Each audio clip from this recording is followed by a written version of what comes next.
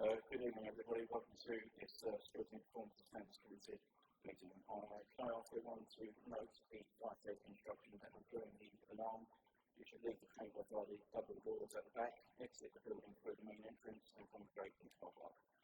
Also, if members could switch their devices to silent so it doesn't interfere with the proceedings. I would like to remind everyone present that this meeting is subject to an internet webcast recording, where the proceedings are capable of repeated viewing. If you are seated in the public area of the council chamber, it is likely that your image will be captured by the recording cameras and resulting in becoming part of the broadcast. This may infringe your human rights, and if you wish to avoid this, you should leave the public seating area of the council table and move to the upper public area.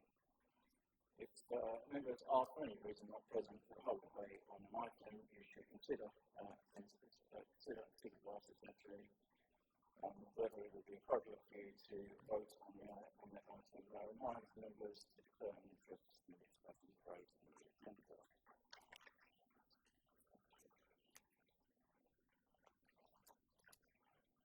Item 1, apologies for absences. Service votes. Are there any apologies?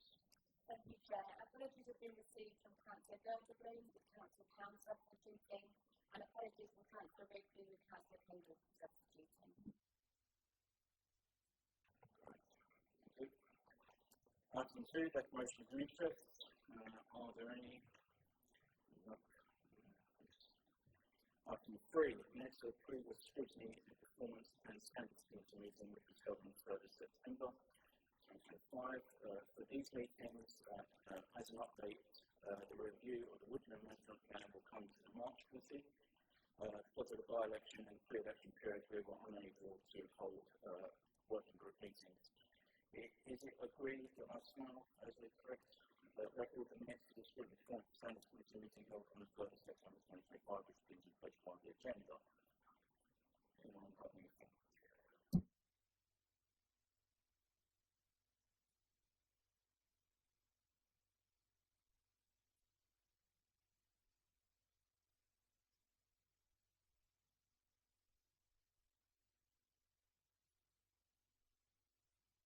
Go ahead, can you say what you're doing?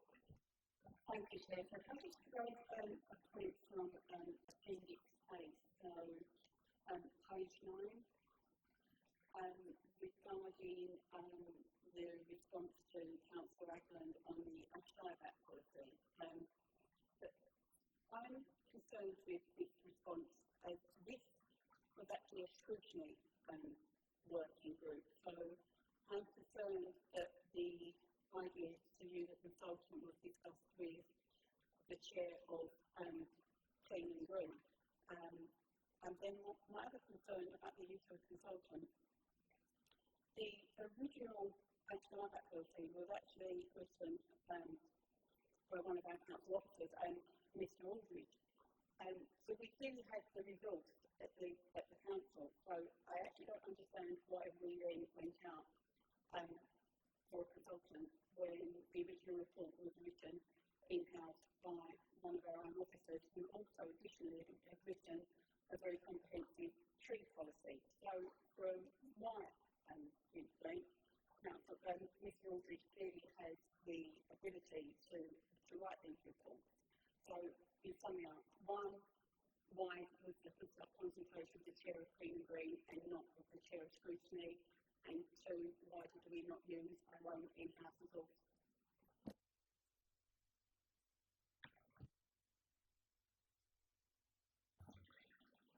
I think the only thing to add, perhaps it's something that's best to turn on between us all.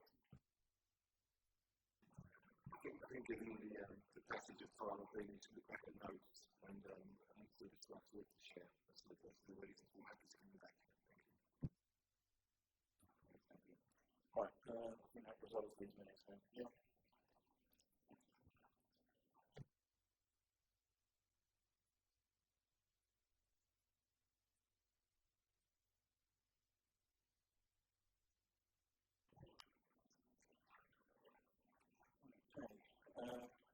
Item 4, minutes of the previous Scrutiny Performance and Standards Committee meeting held on Friday, 26 September 2025.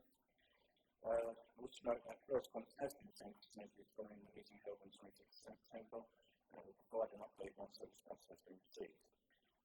Additionally, I propose that we defer approval of these minutes to the next meeting, as there are several members which Councillor Dewgorton and myself will be subsequently making. We wish to make an accurate record of that important meeting for everybody. If everybody's agreed that these minutes are referred to the meeting on 7th January, that'd be great. Everybody okay with that? Fantastic. Thank you. All right. Next one. So, can I just ask Ms. Goodings if the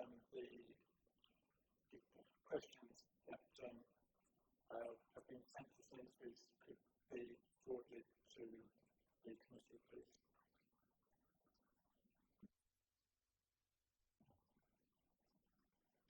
Yeah, happy to send the correspondence to the committee. Thank you. Thank you. Item 5, presentation of the members IT and Portal. The members IT and Portal will be presented by Solicitor O'Kane. Please.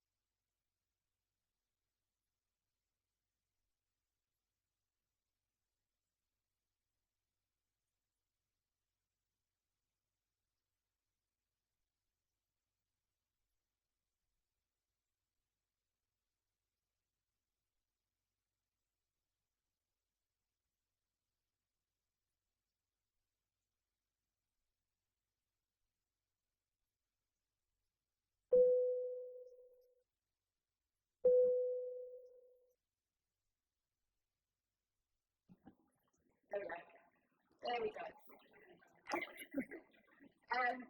Just to recap, so we've offered a suite of options around devices: laptop, iPad, Android tablets for members to use to access council network. The devices could have capability to have mobile SIM if that's something you're interested in, but we can explore individual requirements which we have to gather from you all anyway. There is the option for members to utilise a personal device that needs to be an iOS or an Android device. That should have been made clear to everyone already, in addition to the corporately provided device that we will issue each of you. There is some restrictions around that, there's some security policy restrictions around that, but we will work with each of you on what that device is and how we can set that up best for you. The important thing is that we wanted to offer you the flexibility of being able to use a personal device rather than it being a corporate-only offering. So access to the council IT environment will only be available via the approach set out. This is to ensure that we are cyber and security compliant. So I just want to make really clear this isn't about trying to make your life more difficult. We've tried our best to come up with the best options for you to make it as flexible as possible, whilst I fully appreciate there will be some additional inconvenience for some of you. So just want to be really honest that it is a security issue.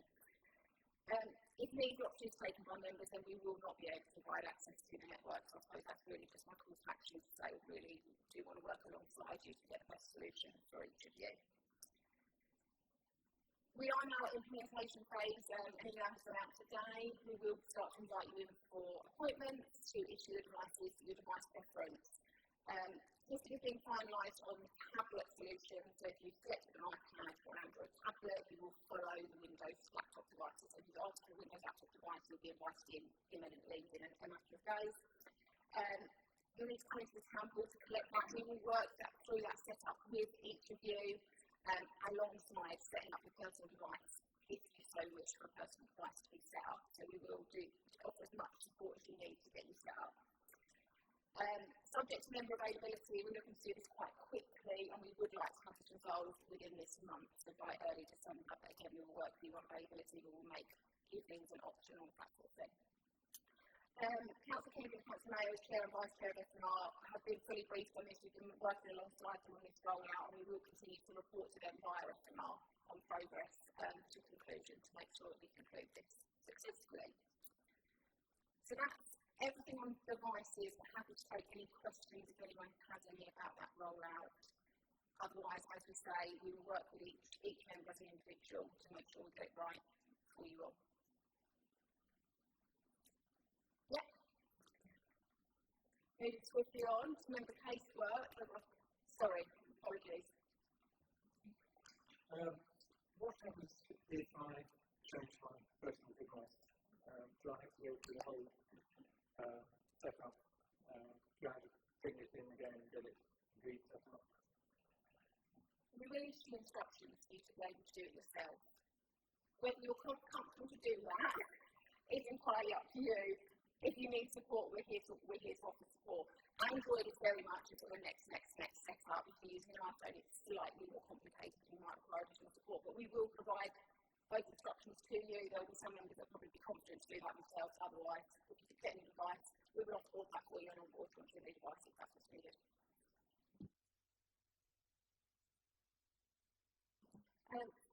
I wasn't excited, but just that I was a little worried when I had a conversation about it, that it wasn't understood the limits on encrypted systems on personal devices. So for those of us who have other apps of any kind that involve encrypted systems, it is exceptionally difficult to be able to use your own devices.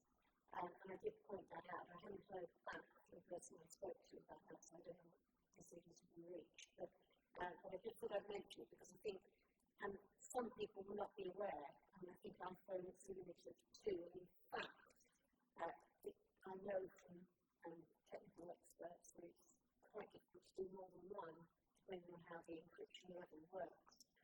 So that, for a start, creates all sorts of complications. So I just wondered if you were aware whether that was being taken on board. I appreciate it's a bit of a techy point, but I think people could find that they won't be able to do it. There will be limitations around what can and can't be done, particularly if you use your device for anything else other than just personal use. If you use it for another role, then you're right, there will be difficulty. But we will work with each of you individually on what individually that means for you. That's very much on. To make sure that we do the right thing for each of you. Yeah. Thank you. Okay, happy for you to move on. Council portal. We, as I stated here, as officers, we've tried to work alongside members for a number of years on improving the digital tool that we call the Council Portal, which is what we ask that members log their casework via. The most recent review was conducted by Lee Christian, which you all may remember. It sent out an extensive survey to each of you. We got a really good response back from that. Broadly, the findings from that could be grouped into three categories, which I have defined as technical functionality, the actual portal itself, process, and people.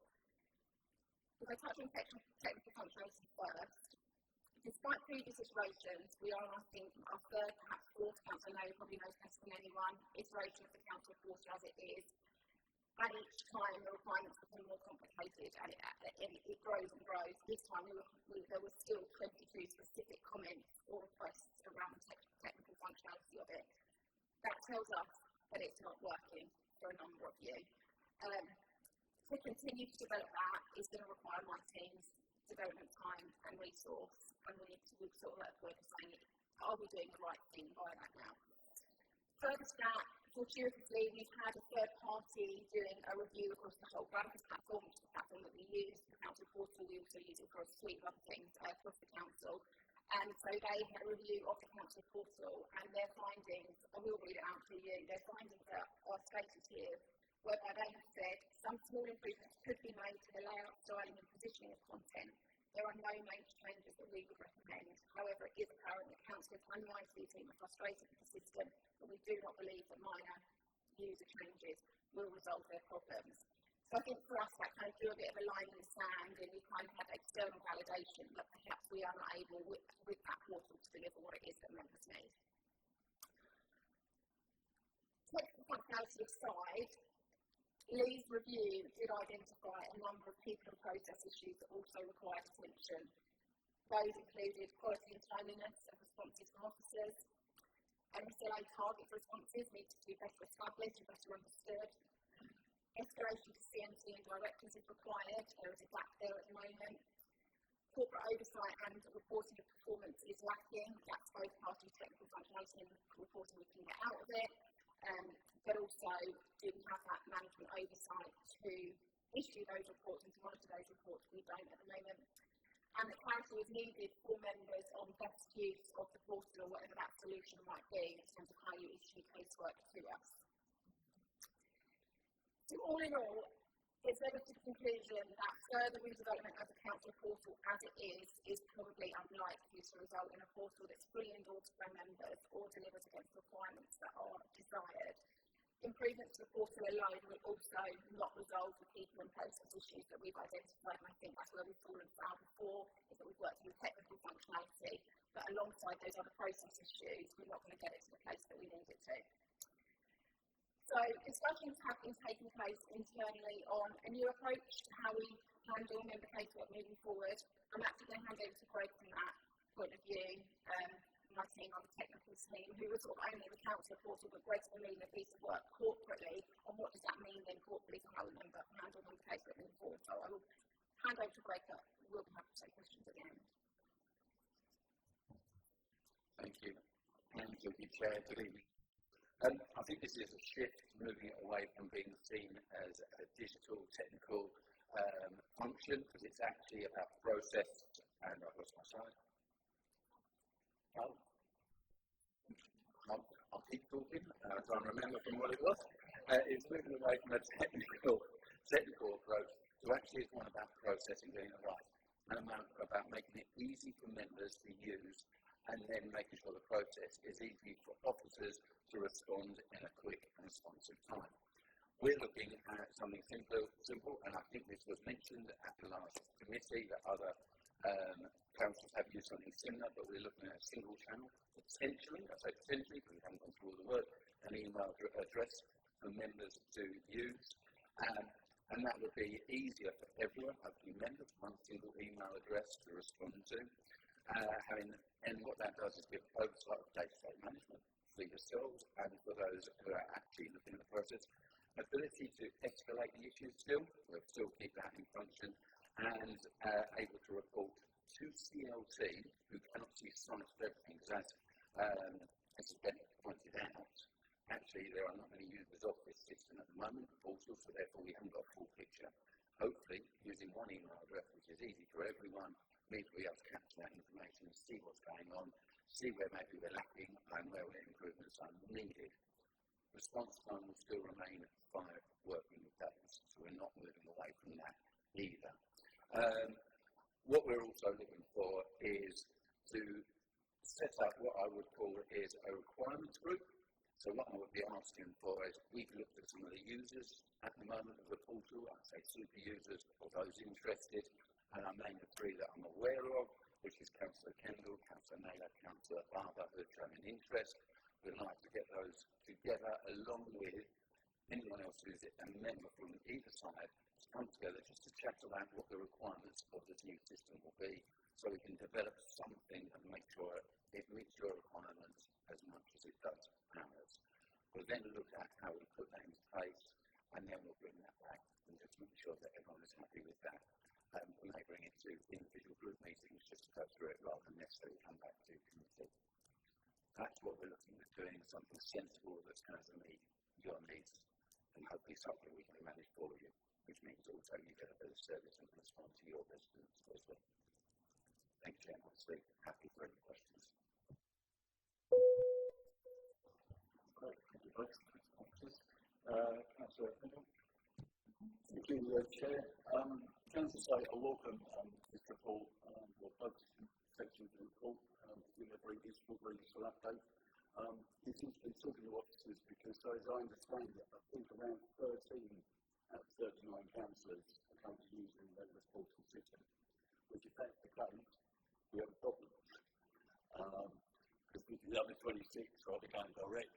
some do, whatever, but something's happening. But so we do need to change it. When I was on the county council for 12 years, Council Eckland knows what I'm going to say very well, the county used this county members coach-work system, which I have to say is a direct email system, which I always found very, very useful, very clear, very straightforward. I'm not sure what happened at the other end. I'd like to know the task of finished group, what happens at the other end. Because when you fed the information down the line, you've got an answer back, you can reply to residents, you can get on with things. If you had a query, you had someone you could go back and respond to. So I think if we're doing that, that's good. I welcome the task of finished group. I think that's very sensible. I know Councillor Naylor had a keen interest in this, takes important ease on it. Obviously, himself with F&R, having IT under his Councillor Park, I know his keen interest. There are others as well. So, if that group comes together and we look at it, so before anything's launched and any buttons are pressed, let's try and iron out the gremlins, yeah? So, when we do launch it, everyone's happy. And to me, if we could get 39 members on board with it, using it, that would be fantastic. You know, which I think should be the end goal. So, thanks very much for all the work that's been done. Thank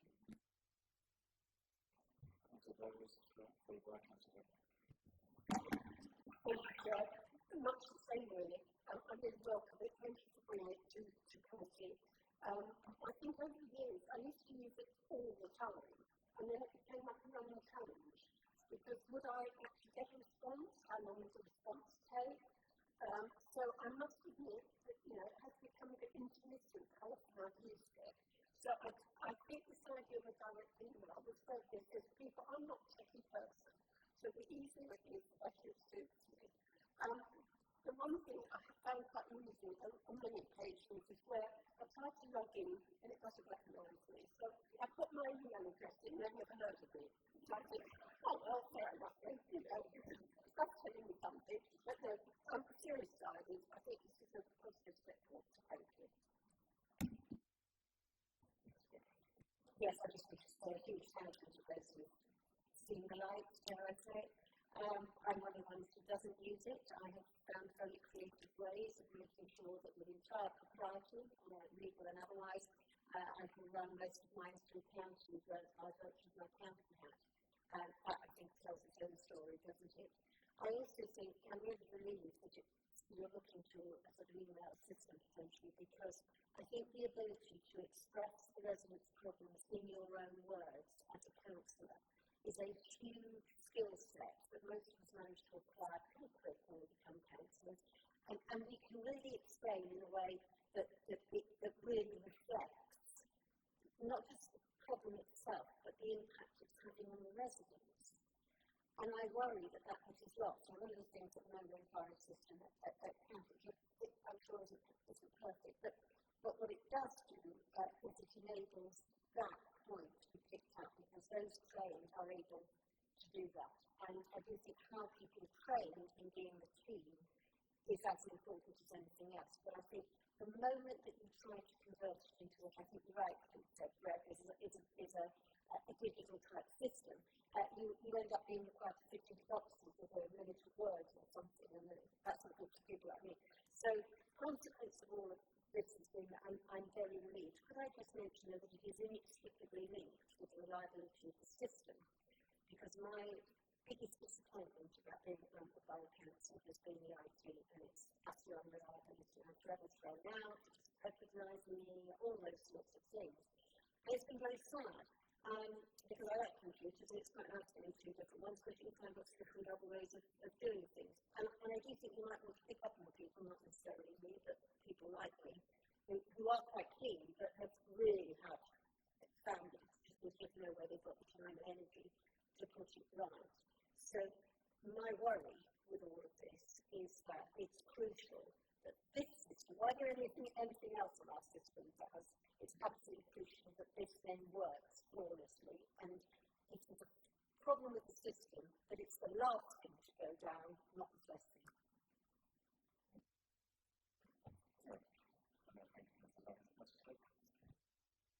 Thank you, Chair. I'd just like to echo everyone's comments and obviously pass on my own thanks to both officers for the two very excellent presentations.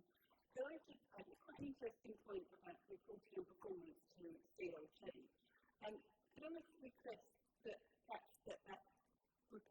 performance would come back to either this committee or to members, because it might be about obviously KPIs. We have things that give you, I think it'd be good if we could actually see as members where the most portal requests have gone, what portal requests have gone into and what those issues are, because then we could then link that to the KPIs. We might be able to have obviously good communication in helping to resolve issues. So that's just my suggestion going forward.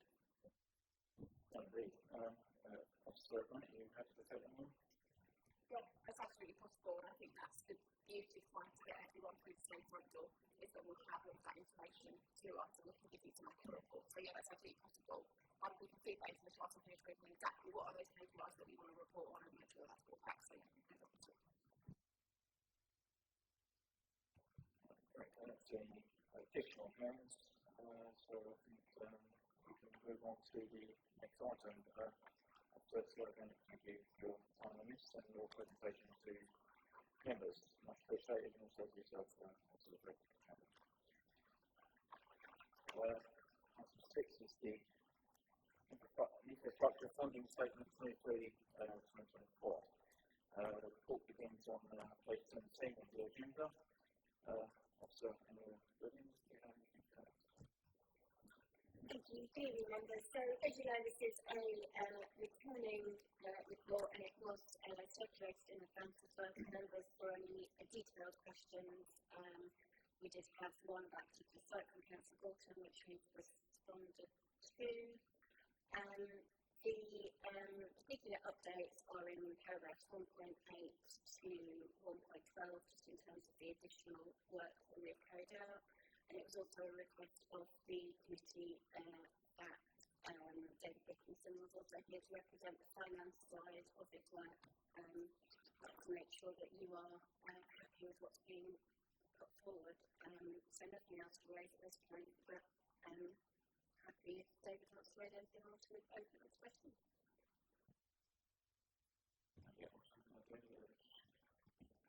Thank you. The finance have reviewed IFS. There were no changes to the finance records, but there were a few amendments, relatively small amendments to the IFS report, which has been updated, and so it's been updated report, which reconciles with the finance records. Yeah, thank you. So I have Councillor Kendall for inviting Councillor Gerard, please. Thanks, Tim. So it's a good question. I know on page 29 and some of the other pages we've got, obviously, the infrastructure items and statements. Is it possible to have a clue inserted as to how much money there is in the first place? So, for example, if we spent, say, £23,500 on the Atlas Scrapyard site, how much did we start with? Which we can then deduce how much is left, and where it might go. So that's the first question. And I think Councillor Gerald might follow up on this, but I noticed on page 10, 1.10, the Atlas Scrapyard site and its issue about the pumping station and about what's specified in the agreement about formal legal variation to require legal review and approval. I'm sure Councillor Baker knows this very well, but I know in that area that is a real issue for people there about that pumping station, because the last time I spoke with them up down there, they reckon that they've done it themselves. No one's come out with any money. So I suppose the question to ask is, how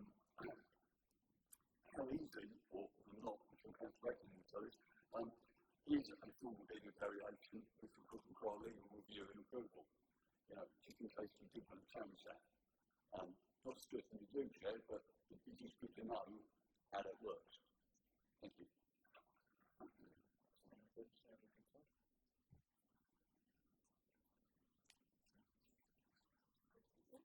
I'm sorry. Yes, so taking the second item first, obviously because it's a binding agreement, we can't change it unilaterally. We have to have the agreement of the developer and the original signatories to Section 6 to change the agreement, so that's the first hurdle. They would have to agree to change it. And then once you've got that, then it's around the cost associated with that. So it's not only meeting our own costs, but the likelihood is if we ask for a change, they would likely ask us to cover their legal costs as well. So it is something. It is possible, in general terms, it is possible to change Section 106 agreements. It often depends on how much money is involved. If it's a big amount, then the legal spend that you have on it may be worth it. If it's a smaller amount, by the time you spend the money on the legal, it might not be worth it. So that's the sort of a general process. And then in terms of the question about the first question about the money and the starting point, so the IFS is a very specific document where we've got a series of things that we have to report against. Government says everybody's got to report against the same things. So within the IFS, it's quite structured. But as part of the report that we took through the APS committee, there is going to be a more regular report to that committee on Section 96 and still spending in general. And that then can have more detailed information and the breakdowns, the better, I suppose, the more forward-facing, customer-friendly side of it, rather than the IFS, which is very technical. As I say, because government is very specific about it wants the same things from every single local authority in the country. So first of all, I'd like to say this, I think it's the third time we've seen this, so I'm not going to request you to this time, so don't worry about that. But just following on from a couple of things that Councillor Kendall said, yes, the whole attribution of the money, when we know there are issues, and I guess it's a different question really as to how that is determined in the first place, because it looks as though it was spent, or a portion of it was spent on King's Legal Training, which is off distance from the area that perhaps requires the funding most. But I also recall that we've got somebody from Essex County Council coming in January just to explain a little bit more about that. So that's good, thank you very much. Now, given this is a legal requirement and we are doing these reports, I guess, every year, is there a training that we could have on how to interpret this data so we don't continually look at it and go, this doesn't make sense, we'll defer it to the next committee? I mean, even if it's just a briefing, I'm saying this is the standard template, this is how we populate it, where we get this data from, what it means. I think that would make me a lot happier rather than looking at it and going, well, yes, it's supposed to make sense, but I don't really know where the data comes from. Yeah, I think we're very happy to do that.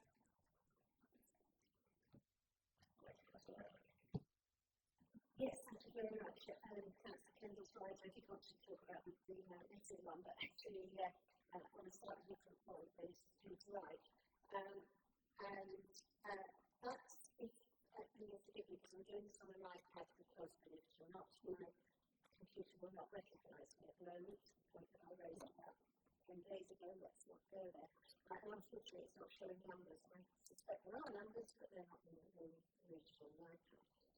So bear with me. But on 6, in the section which talks about Mount Messing, which is the result of a query from ourselves, that query very helpfully, and unless the technical rules, I should say, unless the technical rules of the IFS prevent us from doing this for everything, I do think a generic description, if necessary, with a caveat that that's a generic description of what actually is in the 106, not the complete document, because what it can be used for should be there for everything.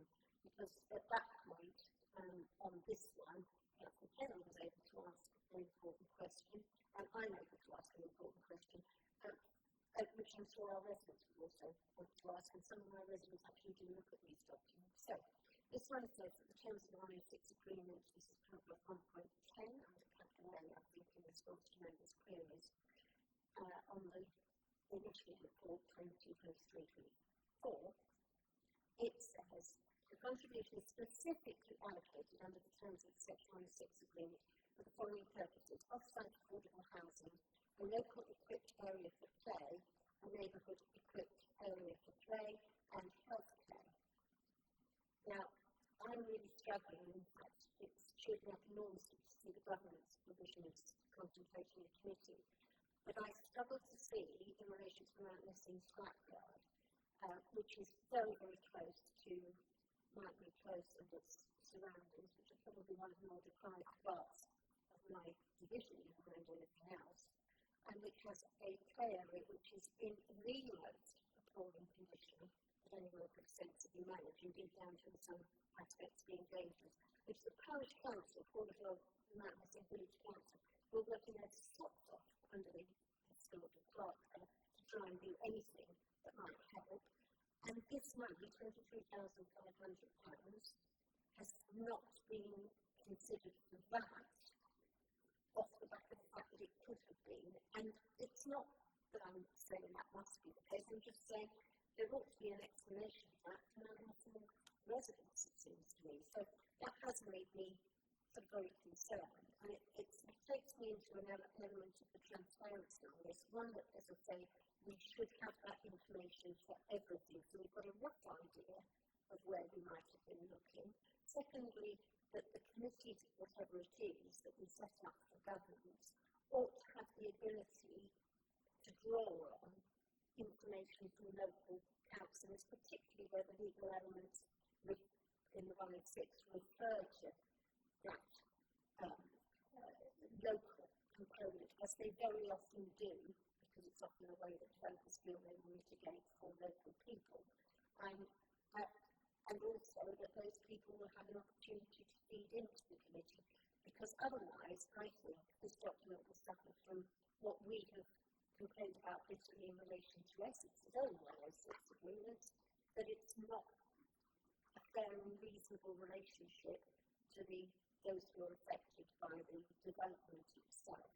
So, putting that lot together, it seems to me that it would be useful to know the facts in relation to that, which it may be more sensible to take offline, I don't know, but equally to have a look at the generic point that we could do better in a local context than we seem to have done on that Missing scrapyard.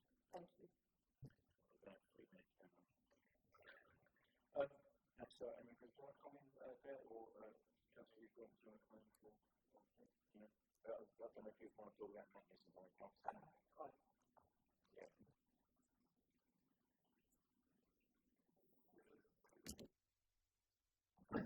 Yeah, I would like to come in on kind of like I think interrupt with our contributions and after past officers why the 23,500,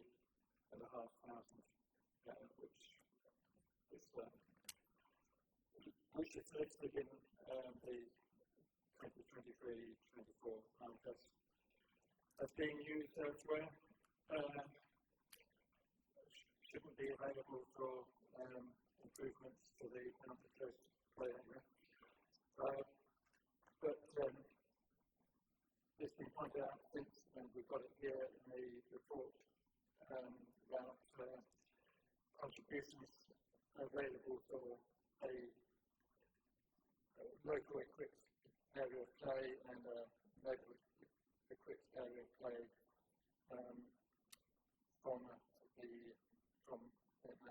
Western Scrapyard. And myself, Councillor Sankey, met with the Director of Housing, the corporate housing manager, and the Council Clerk Mount Missing on site last week, and just started with Adam Aldrich, Open Spaces Manager, to discuss improvements to the playground. I think you're very likely, Councillor Eglund, to that. You should have been. And there are plans being put in place to refurbish that play area using those monies. I hope we get an update on that soon. Okay, that's all I wanted to say on that. Before coming back to Pennsylvania, do you have comments on some ingredients and I'll come back to you. Thank you. In terms of detail of that particular Section 106 detail, I need to take that offline and come back to you. In terms of the more generalities around the details, I think it's a very similar response that I gave to Councillor Kendall, in that the IFS is a very technical document and it has technical figures in it, but the approved process through the APS committee included quarterly reports to committee, it included a still board, so all the decisions going forward over, I think it proposes anything over £5,000 will go to a sort of quarterly report to committee to make sure that members are happy that Section 106 and the still is being progressed in line with our infrastructure plan, which will also be approved by council and then will be approved regularly through council. So both the visibility will be there, the opportunity for members to input will be there, and the monitoring of it will also be there as well as this more technical IFS side. So that process is all in train and was part of the detailed paper that went to Assets, Projects and Strategy Committee on the 12th of February.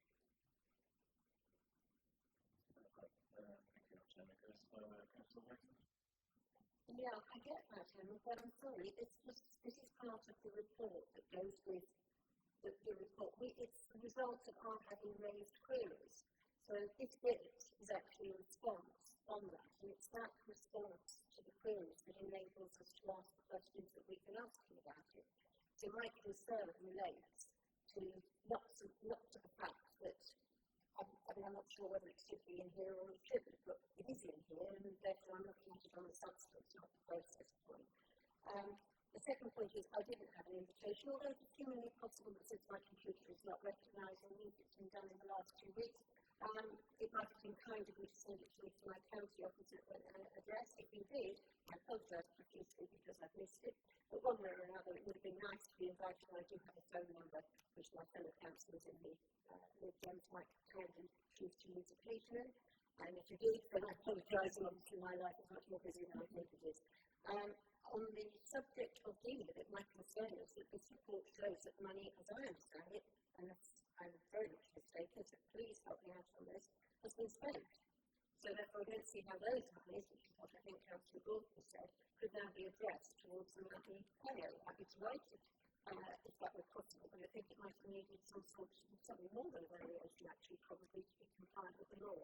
I'm guessing we're looking at other forms of money, and this is exactly the point of the transparency and other things that we need, because we need to be able to understand this, those of us who are councillors and who are not shared with, for whatever reason, by our fellow councillors. So, in the administration. So I look forward with increasing interest to what I'm going to get out of the paperwork, but could it please include minutes of the meeting that took place that I wasn't able to attend for whatever reason. Thank you.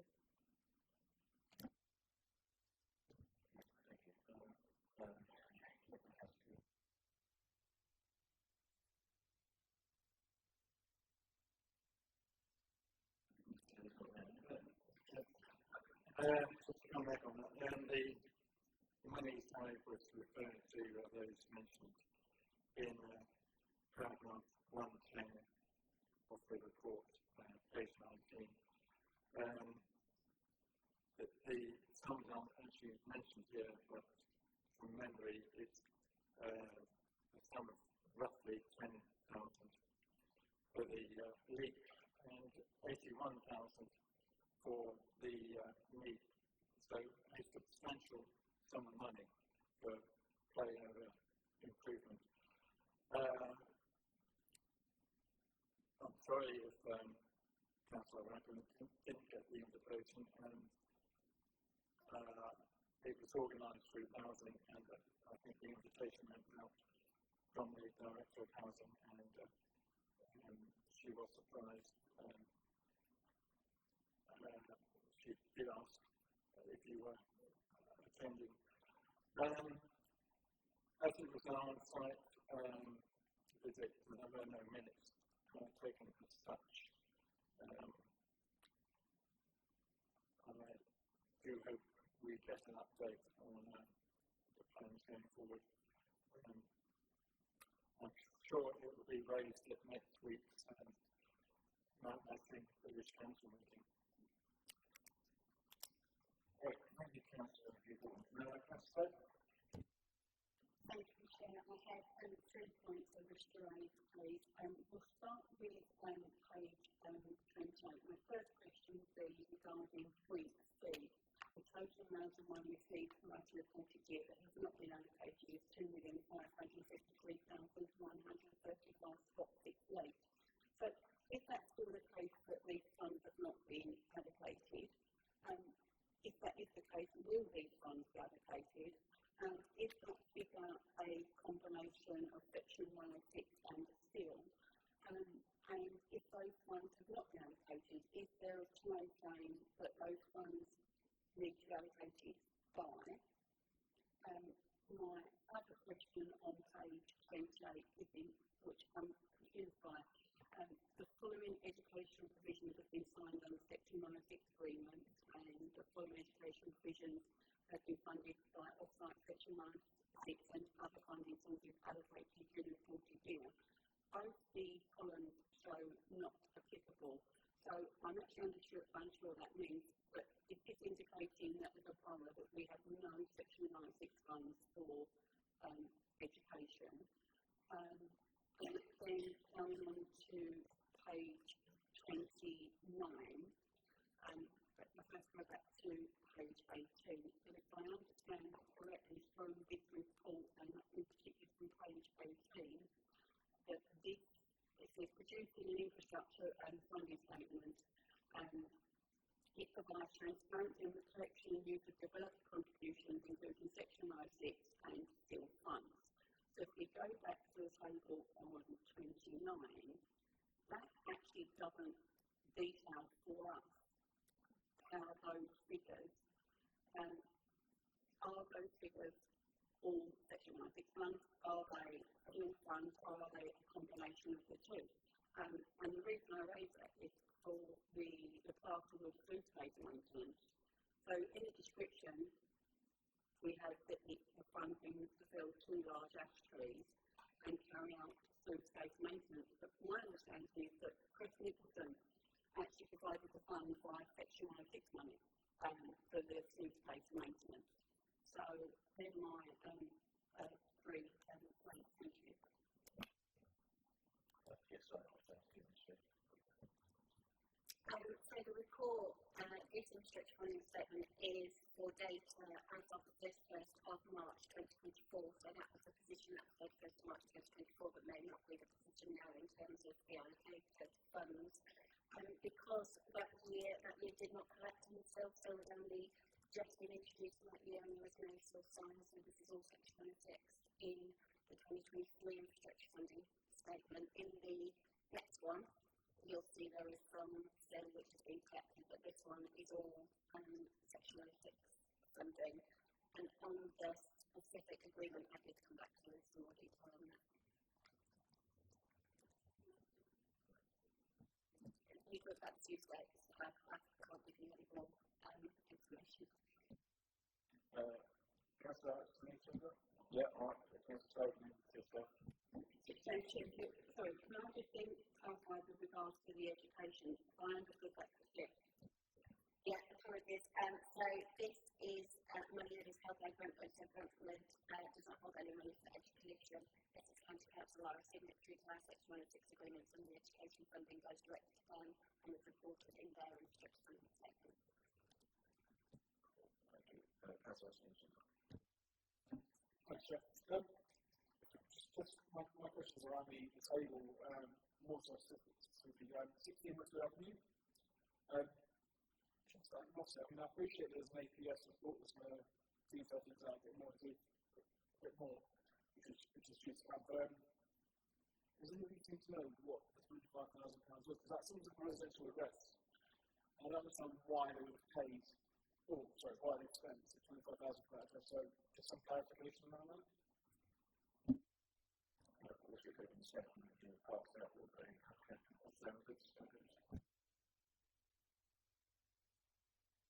So So I need to get back to you on the detail of that particular requirement. It is a single address, but it's likely that that is a shorthand for a field, adjacent to 16 Westwood Avenue or something. It wouldn't be. Set 26 can only be set on sites of 10 or more, so it would have been from a major application site, not from a small site. But I'll come back to you with the detail as to what the site was and the funding that's been spent. The site was burnt away, so obviously or something, but yeah, that would be good. Quickly that as well. Obviously, that'd be great. It went away three times, so if we could, yeah, and then yes, okay.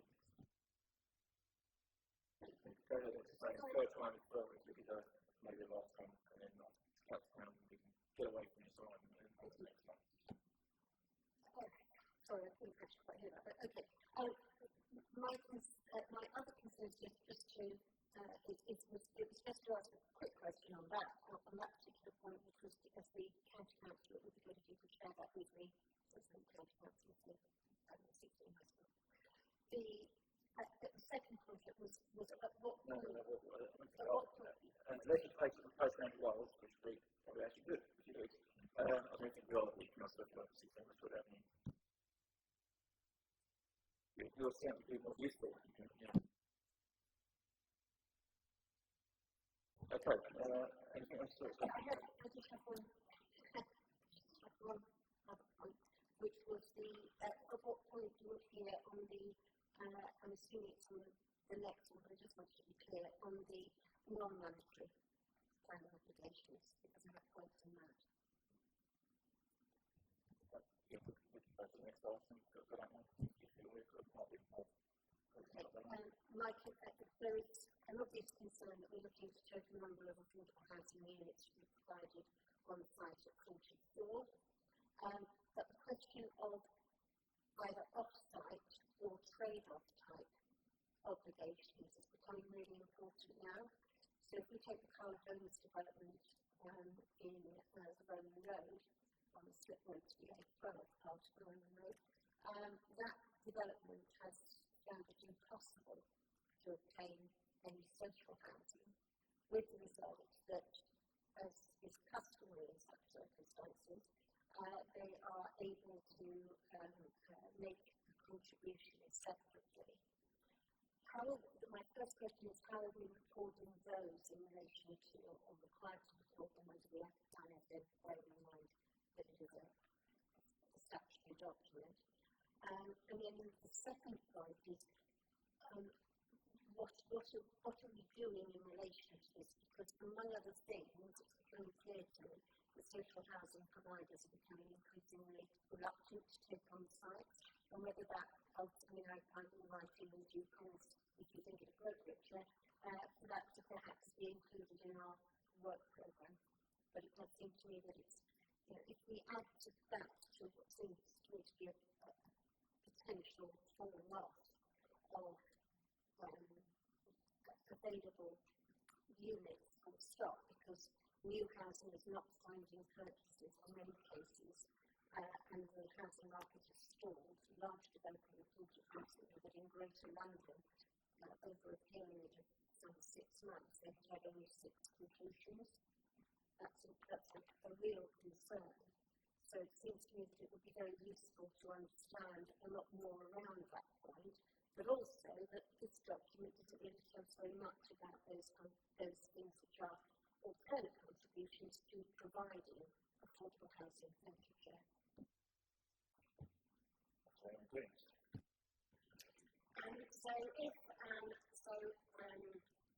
In the report you can see that there is, we provide the on-site provision numbers and the off-site provision numbers within there. So if they switch from something that was to be provided on site to then a financial contribution, then that will be changed as necessary. So instead of being in Part D, I1, so the total number of affordable units provided on on-site provision, you then sort of switch it into the top sections in terms of the amount of money, and then the second D section in terms of affordable housing units provided on off-site funding allocation, so that's how it would feature in the IFS.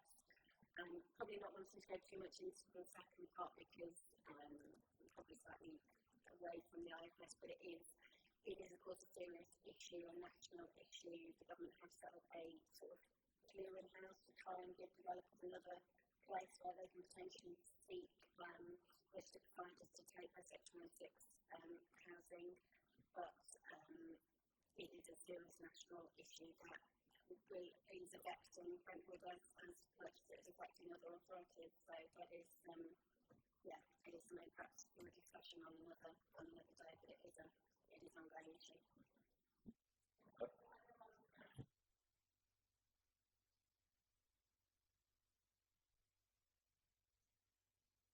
Please, what's concerning me is the transparency of the document and how people will see it. We know we have residents who do not understand these issues but are getting very interested in the documentation. And it strikes me there are a number of points arising out of that of what we now know, one of which is the difficulty for residents of understanding when it goes from one section to the other, because the residents have in their head that there should have been X number of affordable houses, I think Cover Homes is about 20, and don't understand now where those have vanished. And this would be a good place, it seems to me, to collate all that information if it were possible, but if that isn't possible legally, it would be good to know what's done. I think the other thing, which Councillor Gordon may know better than me, but certainly as the local councillor, I was not aware that that had happened until I was told about it by Carla Holmes themselves at a meeting talking about enforcing some of their hours and other conditions. So that doesn't seem to me to be fair or reasonable for elected representatives. Thank you. Developers, like, Mr. Lennon, please. So I think again the more user-friendly, public-facing version of how we're spending Section 106 will be the other document that we'll be producing, not the IFS that will be going through a different committee. So certainly happy to take away how we reflect affordable housing that may switch from on-site to off-site within that, and also to reflect the team in terms of member notifications of changes to Section 106 agreements, and there would be changes to Section 106 agreements. So again, people have signed a legal agreement and therefore it requires a change to that legal agreement to move from on-site to off-site provision.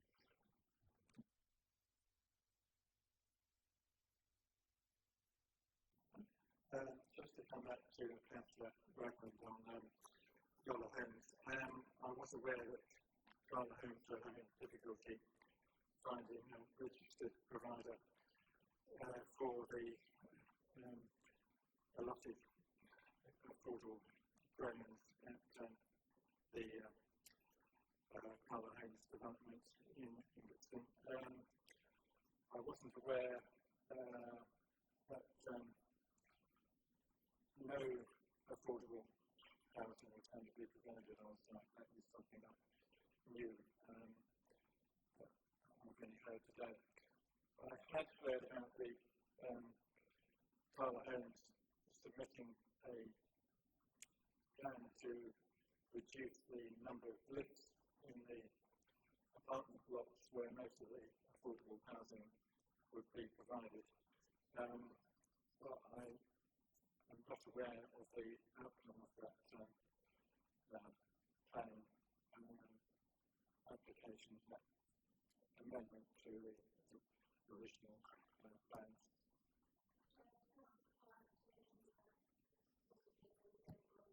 From the local community, I think the sound of Carla Holmes development is in Mount Weston, and we don't see this. Okay, fair enough.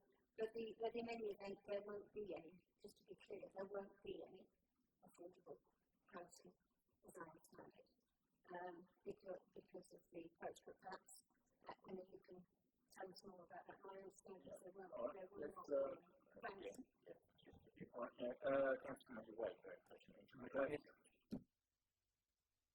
Thank you. Just a very quick question, actually. I'm just a sub on this committee.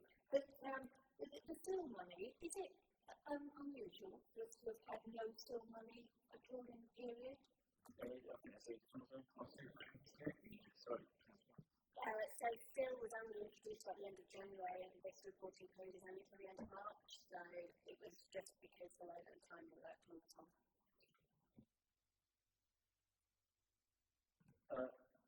Yeah, Councillor, you've come in a number of times. This was the last one, perhaps, do you reckon? Yeah, thank you for allowing me to speak again. It's just actually regarding on page 30. If I could just read a couple of answers here. Point 5, where we say that the total amount of money retained at the end of the reporting year is £2,753,670.50. I'm trying to ask the figure of, does that comprise of the figure of 2,553,135.68 that's not been allocated? And I also ask what the definitions are of maintenance and long-term maintenance, please.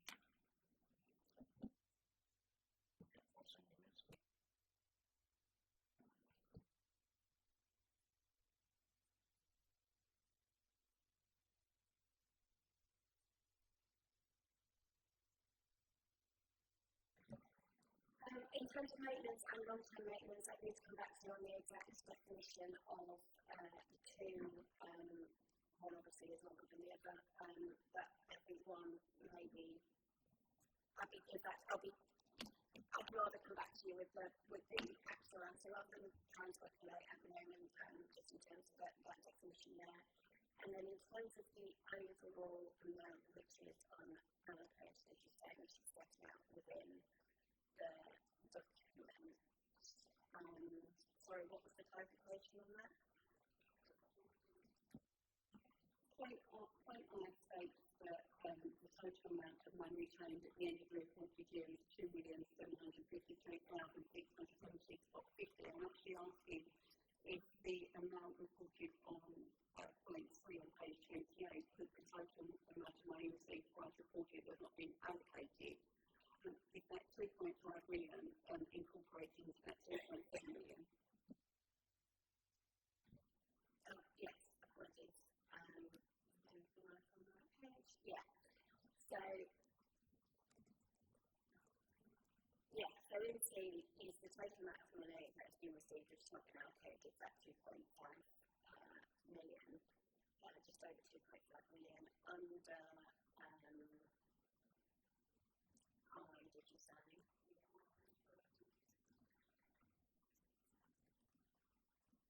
Yeah, so under I, the 2.7 million includes the 2.5 million. So 2.7 is the total, which includes both the unallocated funds and everything else, essentially.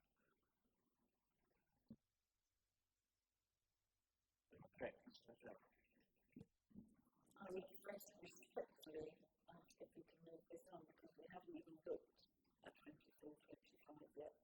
23, 24, we've seen 3 times, and we were asked ahead of this meeting if we could review and pass comments back. Clearly, we haven't done that. I think it's time to move on.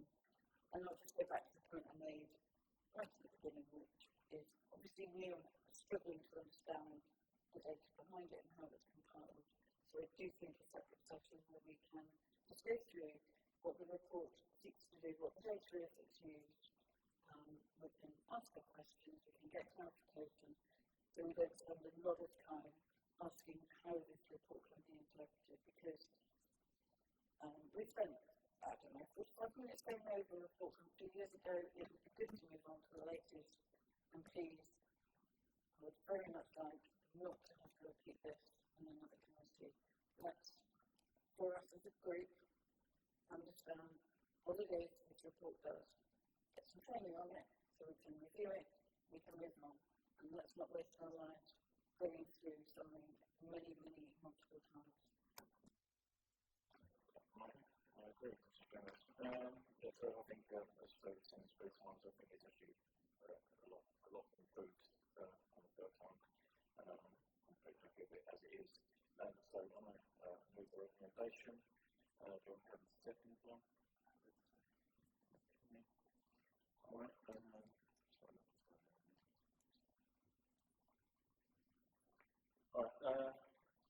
We will now move to the vote on the recommendation on page 17.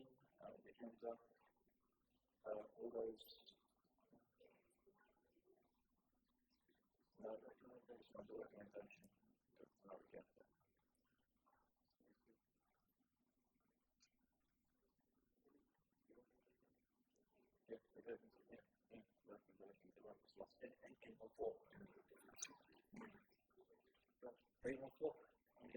Yeah, absolutely. Thank you. Thank you.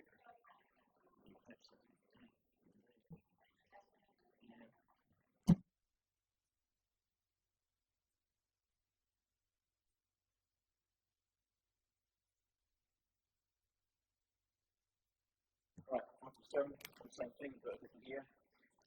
The talking in page 33, so we get into everything. Thank you. So, as we discussed at one of the first scrutiny committee, I think members were keen that the infrastructure funding statement was approved by the council prior to it being published. We have a publication deadline set by government of the end of the calendar year, so we must publish before the 31st of December the IFS, which runs as far as March 2025.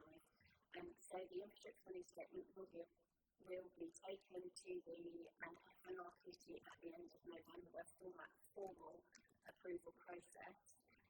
But given the scrutiny committee's interest in the IFS, we have provided a draft version of that document to this committee. But we have also been discussing, in answer to actually part of your queries probably tonight, including perhaps more of the background calculations that we have on the IFS to the FNR committee, so that that committee can see some of the background information for how we've got to the raw figures, to the figures then as they stand within the IFS. So I'm happy to take any points to then revise the document as necessary, ready for the FNR committee at the end of the month. Right, thank you. I'm happy to take comments, but I think we've got very detailed comments to approve that because I'm to comment opinions by email. Thanks, Chair. So we're another hat in here. Our committee, I see it's coming that way. Just to clarify, so FNL will be getting the 23-24 report. We won't be getting the 23-24 report. Sorry. So the 23-24 report was published in December, but it came to scrutiny afterwards, and because of scrutiny's requirement that they wanted to see it approved at committee, which is not necessarily part of the, it's not in the constitution, it has to be approved by committee. So it's the 24-25 version, which is the latest version, which will come to committee in November and be published in December. We're going to get the 24-25 report, and then assets, those projects, is going to get a similar report, but with more detail in it, reflecting basically some information with more detail. Is that correct? So the NPS committee approved a sale board process, but within that committee paper it did say for the final agreement of work which committee it should go to. So there's still another paper to come back to clarify the final position as to whether all of the information comes through FNR or whether some of it comes through FNR, some of it comes through APS. So I think there is a lot of information coming to the committee. The IFS is definitely coming to FNR. The other is still just to be finalised as to whether it comes through each committee. Just a very quick comment on you're asking for suggestion. Page 43. Again, it's around the maximum that's being spent. It doesn't say where they're being spent. So I know it can answer a lot of questions, so maybe it's wise to look at that. But I think it would be good to be possible. Thank you.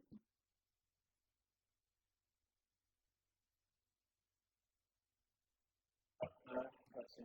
Okay, that's a pleasure.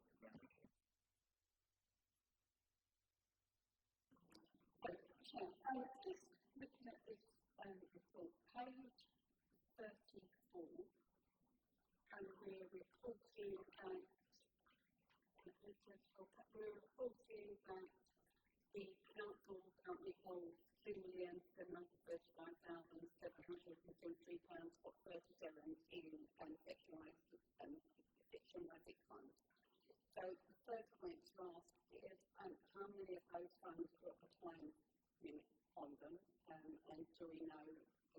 breakdown of when those funds are required to be spent on. But I'm just then confused with page 42, where again we have another figure of the total amount of money received prior to reported year that has not been allocated is 2,725,294.50, which is different to the figure from the previous report, which was 2,753,674.50. So we seem to have various amounts of 2.75 million. Are they all the same? And like obviously going back to my initial point about the Section 106 funds, what are the time constraints on spending those funds? So there will be time constraints associated with most Section 106 funding. That's not the case with silver, that is the case with Section 106 agreements. And again, that will feature in a more detailed report. It's not something that the government asks for within the IFS, but it is something that we're mindful of. It's in the excellent system that we use, so we're monitoring it. And through that process, it's been agreed through APX committee, members will be able to see that as well.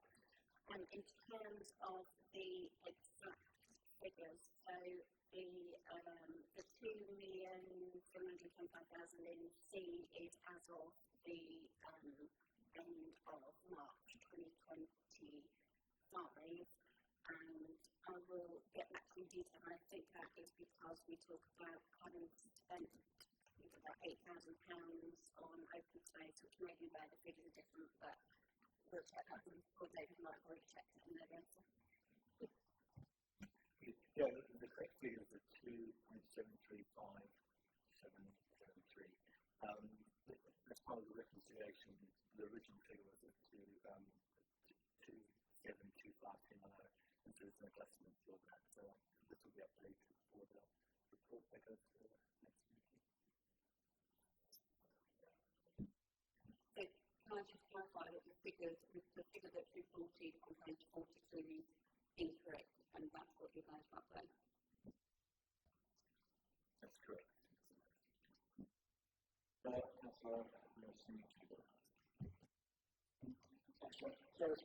it's slightly response to the previous discussion that Councillor put forward, which is long-term maintenance, all maintenance. I appreciate you're going to come back to us on that and figure out what the difference is.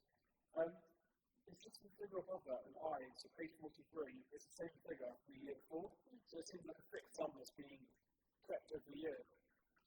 Is that also going to be explained as to what that sum is and where it's being used?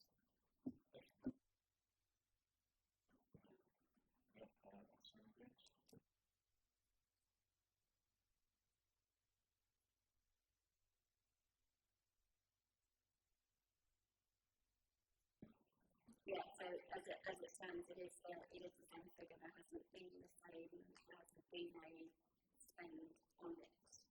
So the figure is as of the previous year. So it's not a fixed figure that we're keeping every year, it's just a rolling amount. Or is it an amount that's being kept every year from the same budget? Or is it just we kept it last year, we're going to continue it, or is it every year we're fixed? So this particular year it has remained the same because actually in terms of we haven't actually received any additional Section 106 funding this year, so we've entered into lots of agreements but we haven't received any further additional funding. So when we get more funding for an open space, we then take a maintenance charge as well, so then the figure would be added to and then spent over the years. But if you'll see in so whilst we've entered into Section 106 agreements this year amounting to almost 6.9 million, we haven't actually received any funding from those Section 106 obligations as yet because there's a delay between entering into the agreement and the bill starting and the triggers for Section 106. So it's not a fixed figure in that it will be added to, but it hasn't been added to this year. Yeah, thank you. So it's a long-term maintenance amount that was from the previous year that's just been rolled over. And if it's something else, we add to it. Okay. Thank you. One quick point in relation to affordable housing again. I'm hoping I'm in the right section. total number of affordable housing units to be provided is on the site under planning obligations of 24, and then the total number of affordable housing units to be provided by Section 106 off-site funding to be zero.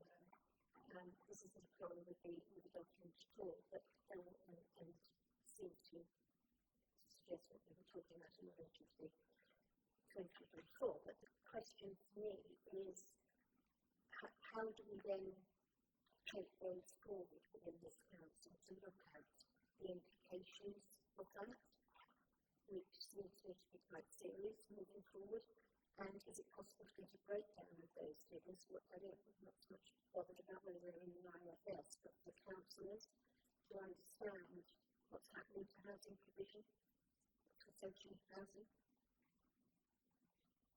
Indeed, it's not social, it's affordable, to be fair, affordable housing. Thank you. So I think, so just to clarify, Councillor Maitland, are you asking for all the Section 96 agreements where we've entered into affordable housing and whether they're still being provided on site or whether they're providing off site? Is that what you're looking for?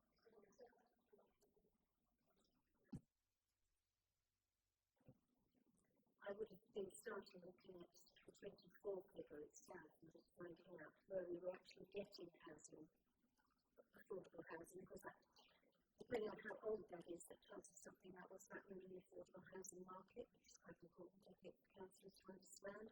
And the zero, I think, it may be that planning has, given the numbers are not very high, it strikes me that there's some of the stuff must be within ordinary general knowledge of our planning team to be able to give us some information, because I find these figures strikingly worrying, but it may just be me.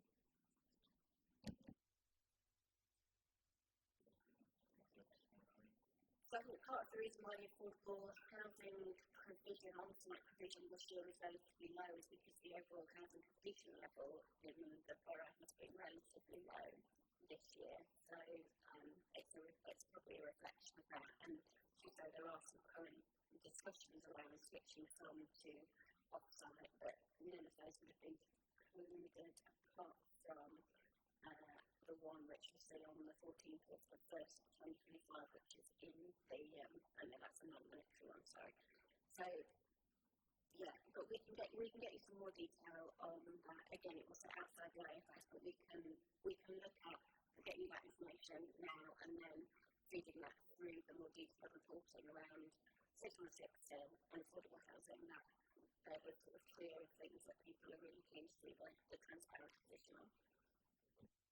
One point around that, which is at what point does the substitution of off-site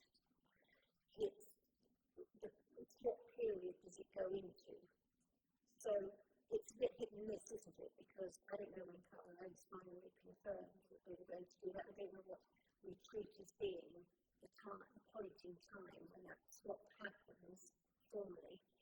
And I don't know, therefore, which period that starts to fall into, which it seems to me is quite important in terms of making sure that it's in the right period. If you see what I mean for the IFS. Thanks. Oh, great. I've seen no further comments, so I think this is just a tip. Just a very quick question. Sorry, I can see Marcus is in the way a little bit as well. I'm sorry, a very quick question actually. It's page 44. Can you tell me what the maintenance spend was for? What maintenance were we talking about there? So we're primarily talking about maintenance of open spaces. I can't tell you exactly what open spaces they're for without going back through the figures which we've got, but yeah, essentially it's maintenance of open space. Sorry, very just on that note from the councillor. That amount the same as the previous year again. So there was no maintenance at all for a whole year. Long term and short term. There's exactly the same figures. Thank you. So I think we're saying there was no call down on the amount that we collected. That's not to say there wasn't any maintenance, but it hasn't been gone down.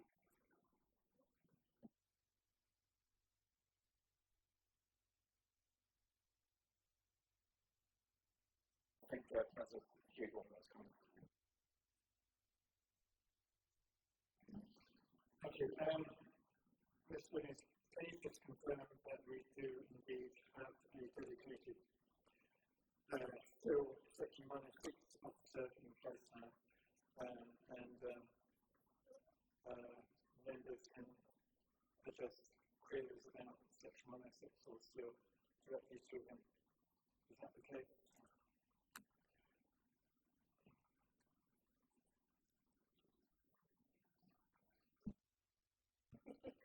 So we currently have a consultant occupying the role, but yeah, he's very happy to take questions from members and is the one who has access to the system.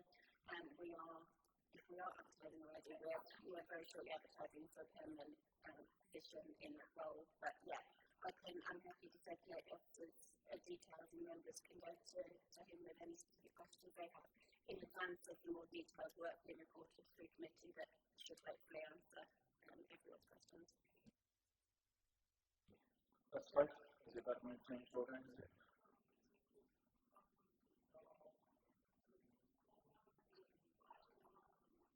Sure, what I ask is before we close the action, can you just please make a note that the figure on page 42 does need to be updated?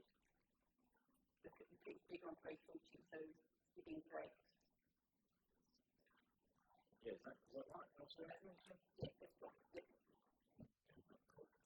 Let's try and move on. Sorry, no, just on that point back, did you say there was no drawdown for a year, or just confirm this? And if there was, I mean, just got my head and said, no meeting for a year, so we didn't draw down, so we didn't run from some from.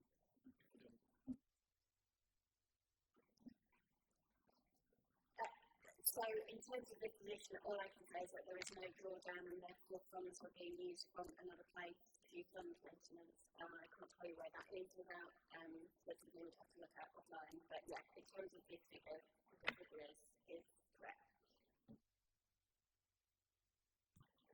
Interesting. Yes, so this is much around this, so no vote required. Any other further comments? I'm sure there'll be plenty. Email to concern the things or very distant and it's a little bit absolutely optimistic. Great.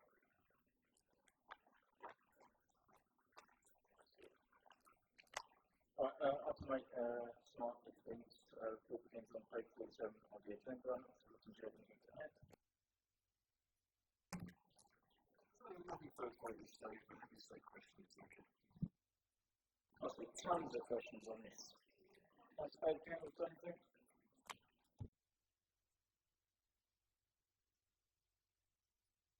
Yep. Thank you, sir. The recommendations fine, yeah, big belly is fine. My question actually is around the replacement one. You've got one place on High Street and another on the lay-by on the A12. 2 points to this. One, on page 49, there's a report from a neighbouring partner, which was up in Northern Forest, and which says they found the rural locations to be better placed for smart things. One. The second point is actually, on the bottom of page 49, it estimates the cost of companies being space on High Street and also on the 127 on the A12. And then it says, it gives costs, which is fine. And then it says, however, operations staff will still have to visit these locations with the same frequency as they currently do. So it kind of defeats the purpose of paying a lot of money for these bins in the first place in those locations. And the other part was, then why do we need to have them on the High Street? If we are having them on the High Street, what's the current collection rate versus just the trade rate? Where's the best place to go? Yeah, that's I think if I was saying a pilot, I think that speaking to our authorities, my impression is that they do enhance the street scene in terms of they can hold more and they can do some of their own changing out to respond to them. I think in terms of efficiency, I don't think there's necessarily much of an efficiency saving.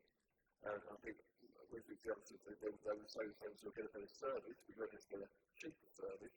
I think in terms of the locations, Rosefield, although isn't rural, it is one that if we could not have to go out so regularly, we would welcome doing so. So yeah. So I think we'll try one in the high street because it's a high profile place and it's how robust it is. Whether it will yield steady, they're almost as contrasting as they could be in terms of one is once a week, one is once a day.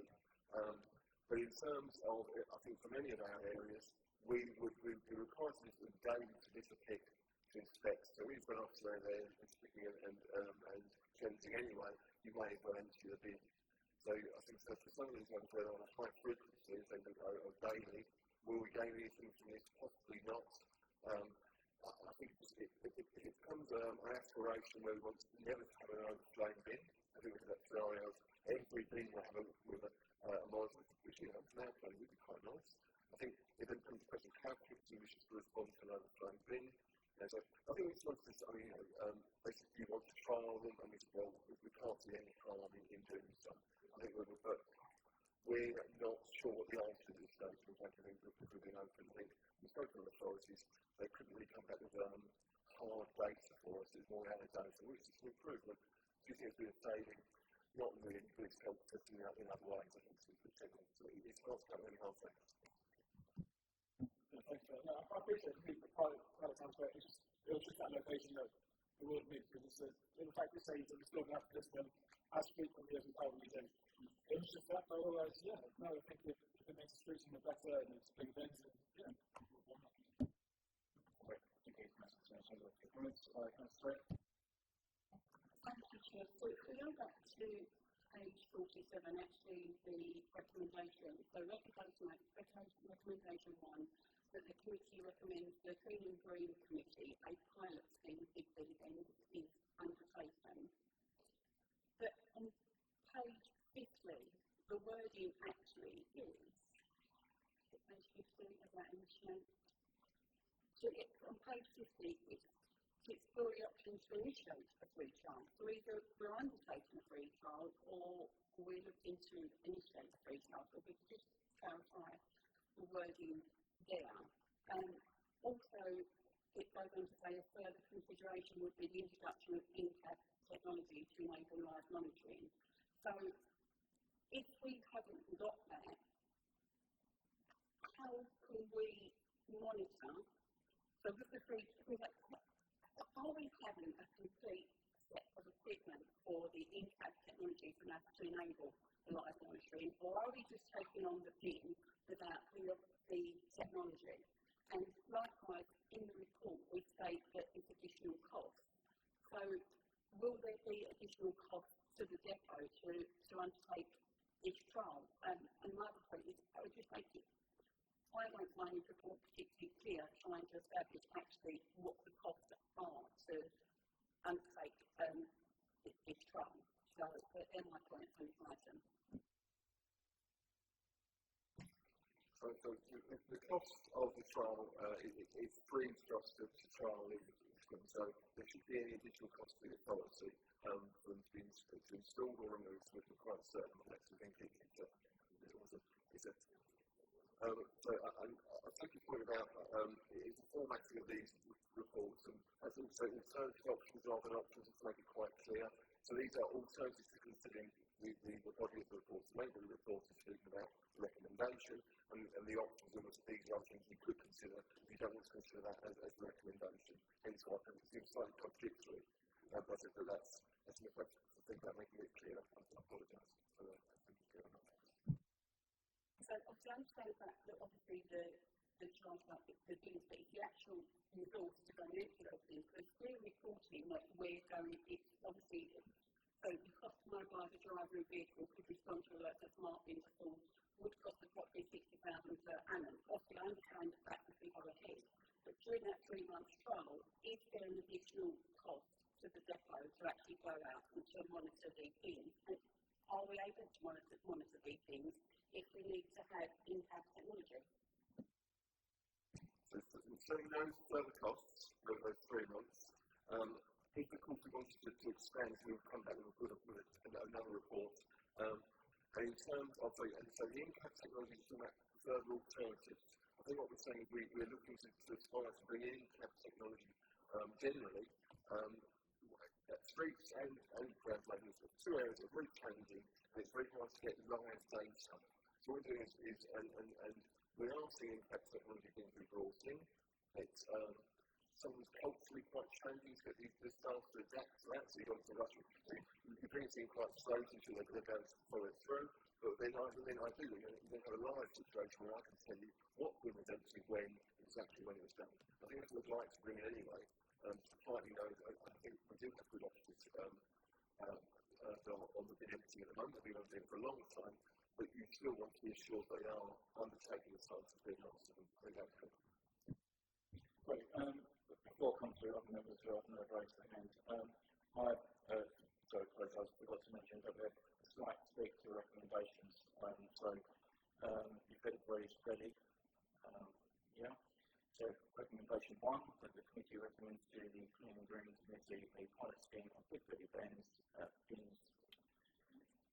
Is undertaken with a bin started in Rabbit High Street and another unit in a lay-by on the A12.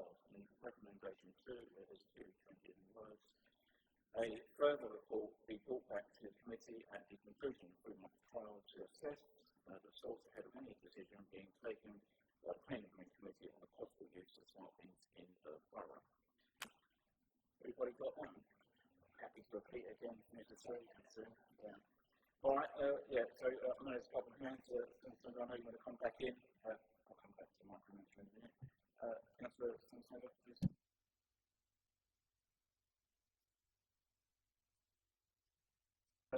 Councillor Fairfield. Thanks so much. It's around this way. Just wanted to clarify a couple of things. The local press and the BBC and some opposition councillors, not present tonight. Okay. I've got to look at how it is. Okay. Some of the stuff that's come out, I'm not reading the same report, we're on the same page. Because we're going to spend thousands, we're rolling out thousands of smart things, etc. I don't know where people have got that from. Okay. Look at the recommendations, it's very, very clear. This is a 2-bin trial. 2 bins. Okay, not thousands. Okay. No finance has been allocated towards smart bins. Nothing. Okay. This is a free 2-bin trial. Hopefully everyone's clear on that and perhaps you can pass down some of your colleagues that that's what it is. Because it is important. In terms of what we do going forward, obviously we get some results from the 2-bin trial. They're then going to go back to Clean and Green. Clean and Green are already making changes, as I understand it, to improve the current bin emptying service using existing systems that we've got. Okay. I'm sure members will be made aware of that from the Clean and Green Committee, so you'll have to be updated on that. And I'm sure the 2-bin trial will be thrown in the mix when all of that was happening, yeah? And Clean and Green will review the whole issue, looking at it around in terms of costings, resources, staff, etc., what smart bins will cost, etc., sometime in the future, yeah? But that is where we are at the moment. It's important to clarify that because it does worry me. I know sometimes, maybe it's the time of year, it gets so up, I've got nothing to report. But people getting carried away, they're all over the place, and this is happening, that's happening. So that is what this report says. All right, yeah, I know people get carried away. Anybody else want to speak? Anybody else who would like to speak other than Councillor David Kendall? No, okay. Well, I'm happy to make recommendations, as I just said. Do I have 7 or not? We'll move to the vote. All those for?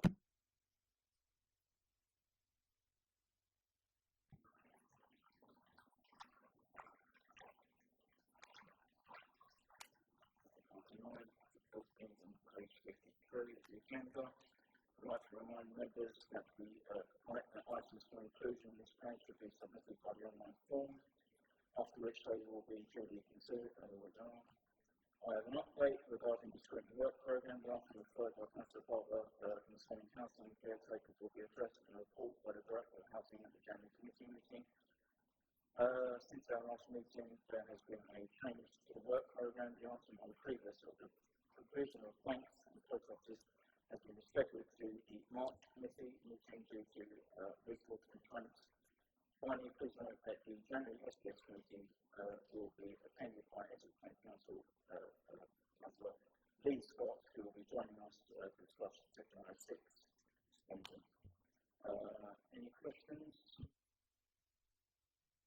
Next slide. Sorry, John, thank you.